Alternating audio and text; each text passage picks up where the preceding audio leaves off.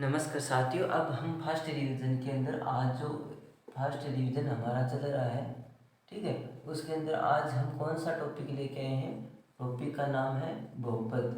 ठीक है, बहुपद। अब आपको पता है कि बहुपद किसे कहते हैं। सबसे पहले हमें ये चीज़ होना चाहिए, बहुपद के बारे में पता होना चाहिए। बहुपद होता है उसे हम कहते हैं, इसके अंदर क्या होते हैं।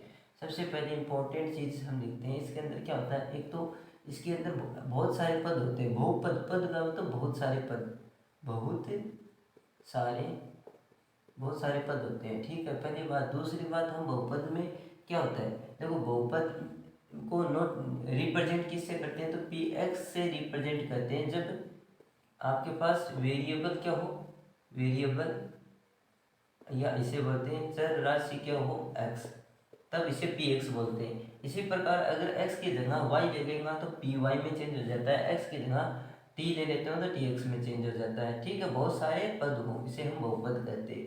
अब आपको पता है कि बहुत सारे पद किस प्रकार के होते हैं। जैसे पी एक्स मेरे पास कोई बहुपद है, इसके अंदर हम मेरे को ये फिक्स नहीं है कि ये बहुपद की घात के ऊपर डिपेंड करता है कि कितनी घात होती है उसकी। मतलब एन बहुत सारी घात हो सकती है, जैसे एक्स की पावर एन, उसके बाद में घातें जो कम होती जाती हैं, एक्स की power n minus one plus x की पावर एन माइनस टू, इस प्रकार चलते चलते एक कांस्टेंट राशि बनती है जिसे हम सी बोलते हैं। ठीक है, सी बोलते हैं। इस प्रकार के बहुपद को हम क्या कहते हैं, बहुपद। अब देखो बहुपद में दो चीज होती है, दो चीज पाई जाती है। एक तो चर राशि पाई जाती है जिसे वेरिएबल बोलते हैं। ठीक है, वेरिएबल, ठीक है, वेरिएबल बोलते हैं। और एक पाई जाती है अचर राशि जिसे बोलते हैं कांस्टेंट राशि, कांस्टेंट कांस्टेंट राशि। अब देखो चर, चर किसे कहते हैं। चर हमारे जितने भी अल्फाबेट हैं उसे हम चर कहते हैं। जैसे A, X, Y, T, U, V, इस प्रकार के वेरिएबल होते हैं, इसे चर कहते हैं। और एचर, एचर इसे कहते हैं जितनी भी वास्तविक संख्या हैं, वास्तविक जो संख्या है, रियल वास्तविक संख्या, या हम कहें तो रियल सिस्टम या number system, number number number system.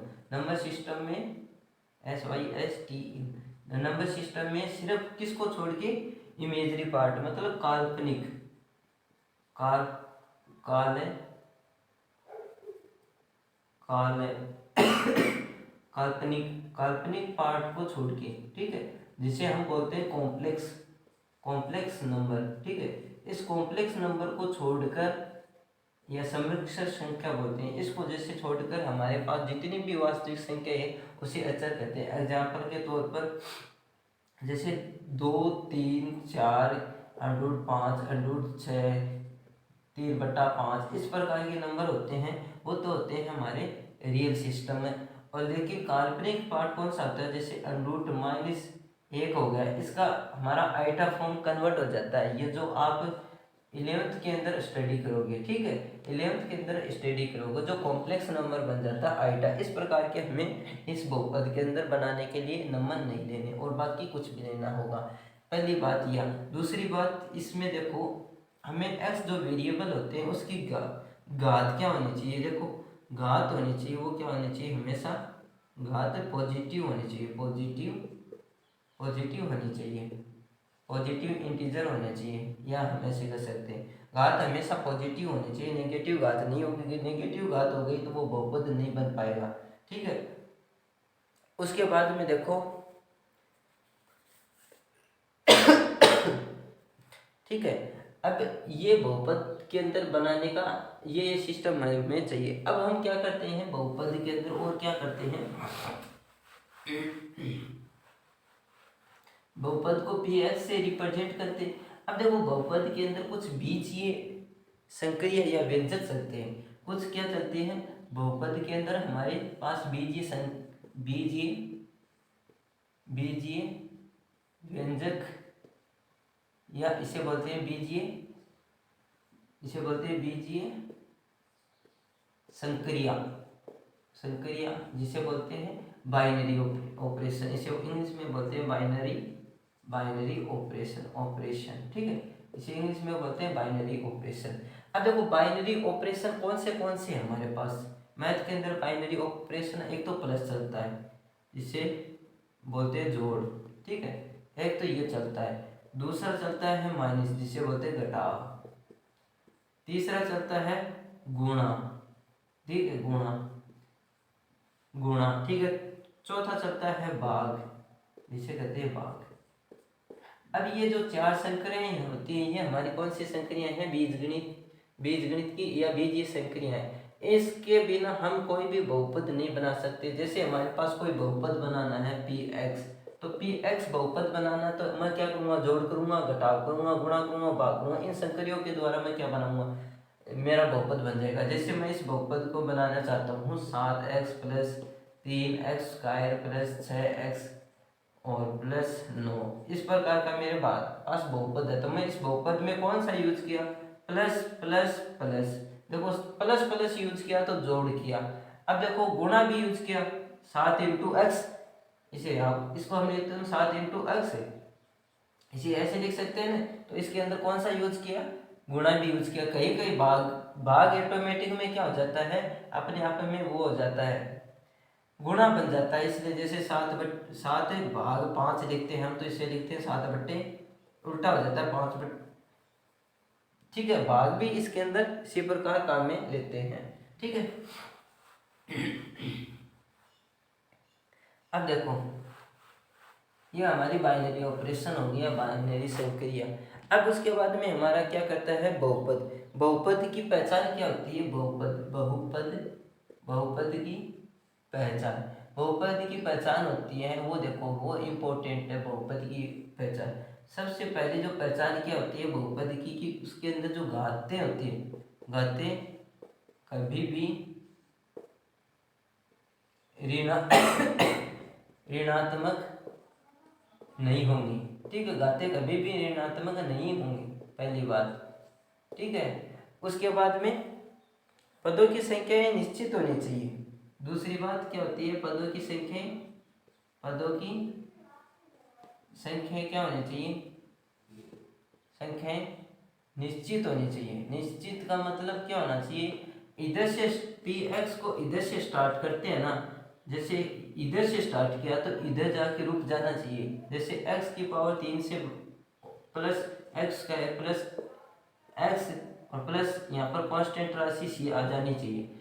इसे हम डॉट डॉट में नहीं लिख सकते। कहने का मतलब ये फिक्स वेरिएबल, एक फिक्स वैल्यूओं के द्वारा ही बनना चाहिए। इसके अंदर ऐसे नहीं है कि वो डॉट डॉट चलता जाएगा, ऐसा कभी भी बहुपद हमारा बनेगा नहीं। अब देखो उसके बाद में जो हम कई बार क्या करते हैं, जैसे तीसरी पॉइंट ये होता है कि हम बहुपद के जो px है उसके बहुपद लिखते हैं। जैसे 7x square plus 5x plus 6x, ये हमें अचर पद होने चाहिए। जो अचर पद होने, जो बहुपद के अंदर जो वेरिएबल के साथ, देखो बहुपद में वेरिएबल या इसे बोलते हैं चर राशि के साथ हमेशा क्या होना चाहिए, हमेशा गुणांक है वो क्या होना चाहिए, मतलब रियल सिस्टम होना चाहिए, रियल सिस्टम, ना कि इमेजरी पार्ट होना चाहिए। तो रियल सिस्टम का होना चाहिए, ठीक है। उसके बाद में हमारे पास आते हैं बहुपद के प्रकार। अब देखो बहुपद के प्रकार, पहचान आ गई समझ में। अब बहुपद के प्रकार, तो बहुपद के प्रकार, आपको पता है बहुपद के कितने प्रकार हो सकते हैं। बहुपद के अनेक प्रकार हो सकते हैं। किसके आधार पर, एक बहुपद बोलते हैं, पहली बात तो एक बहुपद जिसके अंदर क्या हो, पद एक ही हो, सिर्फ एक ही पद हो, उसे हम क्या कहते हैं, एक बहुपद कहते हैं। जैसे एक्स स्क्वायर 7 9 3x स्क्वायर, देखो एको को पद आ रहे हैं, एक पद के आधार पर, मतलब पद के आधार पर मैं ये चीज बता रहा हूँ, एक पद। उसके बाद में द्विपद, इसमें क्या हो, द्विपद हो, दो पद हो, द्विपद बहुपद, ठीक है। द्विपद बहुपद, इसमें क्या होता है कि हमारा जैसे x प्लस 1 हो गया, एक्स स्क्वायर प्लस 1 हो गया, यहाँ पर 1 1 नहीं होगा, यहाँ पर ऐसे एक वेरिएबल आ जाएगा और एक और आएगा। जैसे x की पावर 3 प्लस 1 हो जाएगा, और जैसे x की पावर 4 प्लस 9 हो जाएगा, ठीक ठीक है। इसे देखो दो दो पद है, एक कांस्टेंट राशि है, एक वेरिएबल है। इसके बाद इसी प्रकार त्रिपद भी बहुपद हो सकते हैं, त्रिपद बहुपद, जिसमें क्या होता है, इसमें तीन तीन पद होते हैं, x square plus x plus one. अब देखो एक्स की power 4 plus x square plus one, इस प्रकार के तीन तीन पद हो सकते हैं। इसी प्रकार क्या होता है, एन पद बहुपद बनता है, बहुपद एन पद बहुपद क्या बनता है वो देखो, इसमें क्या होता है एक्स की पावर एन, ठीक है, एन प्लस एक्स की power n minus one plus ऐसे ऐसे चलते जाएगा और एक कांस्टेंट राशि आ जाएगी। देखो इसमें क्या आते हैं, एन पद है, एन पद है, 1 2 3 4 5 6 इस प्रकार के एन पद है, इसे एन पद बहुपद कहते हैं। उसके बाद में देखो शून्य पद, शून्य पद किसे कहते हैं, बहुपद का एक और एग्जाम्पल है, उसे हम कहते हैं शून्य पद। एक होता है हमारा शून्य पद।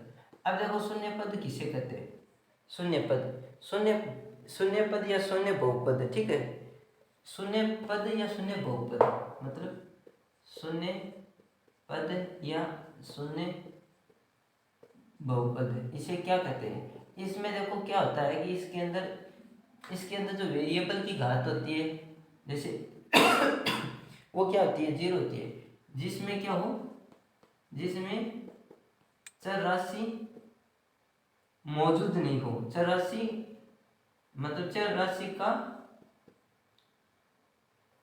जिसमें चर राशि नहीं हो, ठीक है, जिसमें चर राशि नहीं हो उसे हम शून्य बहुपद कहते हैं। जैसे 7 5 6 8 9 ये सब क्या है, √5 √6 इस प्रकार के, या 3/9, ये सब क्या है, अचर पद है, जिसमें क्या है, चर पद नहीं हो, ठीक है, चर पद नहीं हो, उसे हम क्या कहते हैं, शून्य बहुपद। उसके बाद में अब देखो उसके बाद में हम घात के प्रकार पर आ जाते हैं, घात के प्रकार से आते हैं, तो घात बहुपद घात, ठीक, इसे लिखता हूँ मैं बहुपद की घात। बहुपद की घात के आधार पर कितने प्रकार के होते हैं, कितने प्रकार के होते हैं बहुपद। देखो बहुपद के आधार पर भी बहुत सारे बहुपद होते हैं। सबसे पहले हम जैसे पहला जो बहुपद होता है इसे हम लिखते हैं px बराबर x प्लस 1। अब देखो इसके अंदर घात कितनी है, तो घात तो है हमारे पास 1, लेकिन समीकरण किस प्रकार का बना,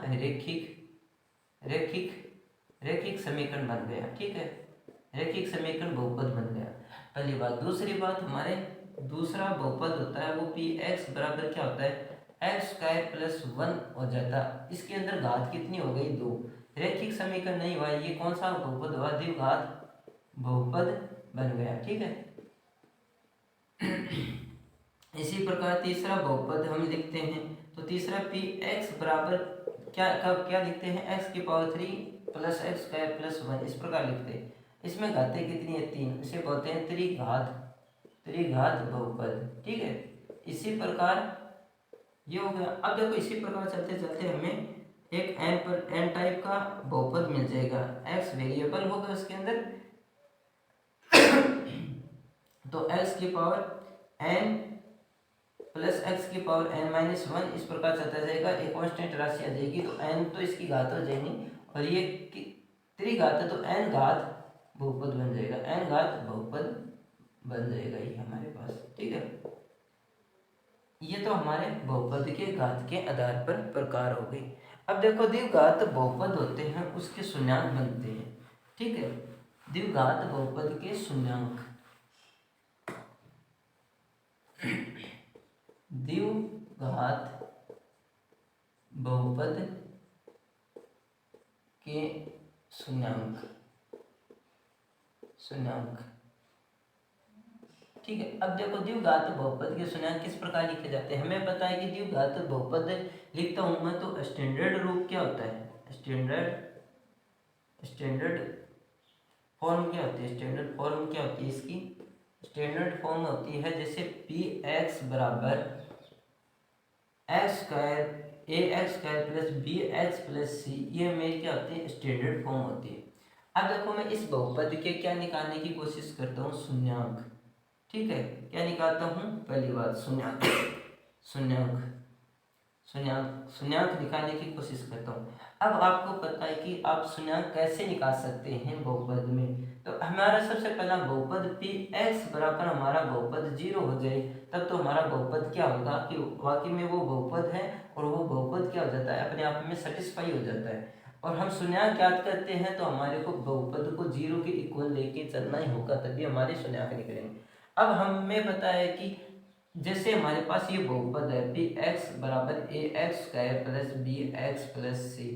अब इस बहुपद के मैं अगर कुछ फैक्टर लेके चलता हूँ, जैसे मेरे पास इस बहुपद के x माइनस अल्फा और x माइनस बीटा कुछ फैक्टर लेके चलता हूँ। ठीक है, अब हमें पता है कि ये बहुपद के कुछ फैक्टर है, मतलब गुणनखंड है, गुणनखंड लेके चलता हूँ। अब देखो ये गुणनखंड है, ये इस बहुपद के, तो इसके मतलब बहुपद हमेशा अपने आप में क्या होता है, पी एक्स बराबर 0 होता है। तो मैं इसको क्या लेके चलता हूँ, x माइनस अल्फा और x माइनस बीटा लेके चलता हूँ, जो 0 के बराबर होगा। तो यहाँ से हमें या तो x माइनस अल्फा बराबर 0 होगा, तो x बराबर क्या हो जाएगा, अल्फा। एक तो x बराबर अल्फा हो जाएगा, और इसी प्रकार यह x माइनस बीटा बराबर क्या होगा, 0, तो x बराबर क्या हो जाएगा, बीटा।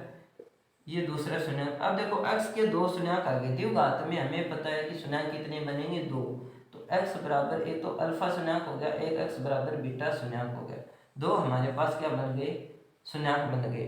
अब मैं क्या करता हूँ कि शून्यांक तो बन गए इस बहुपद के।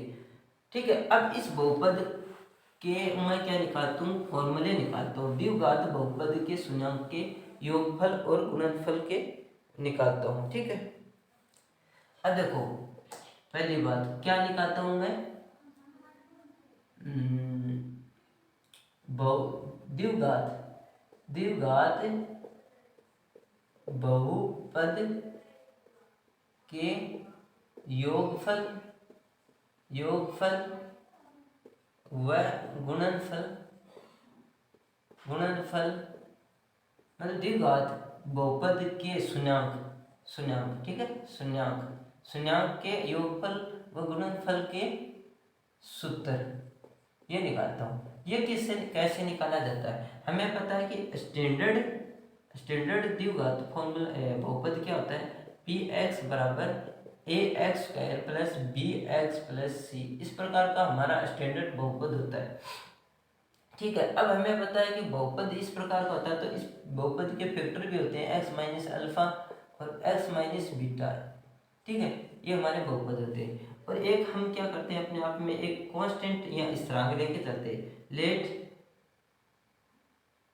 लेट लेट एक स्थिरांक लेके चलते हैं। ठीक है, स्थिरांक के लेके चलते हैं।